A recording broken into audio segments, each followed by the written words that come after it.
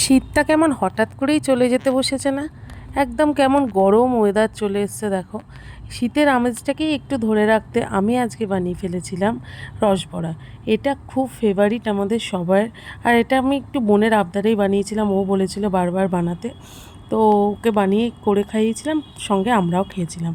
তো বিউলির ডালের বড়াগুলো একদম অনেক ফেটিয়ে ফেটিয়ে একদম তুলতুলে নরম বানিয়েছি, যাতে একটুও মানে শক্ত ব্যাপারটা না থাকে। আর গুড়ের রস করেছিলাম, যেহেতু ফ্রিজে একটু গুড় ছিলই, পিঠে করার পরেও বেঁচে গেছিলো। তো কি করব, ওই গুড়টা দিয়েই আমি রসটা করেছি, চিনি কিছু দিইনি।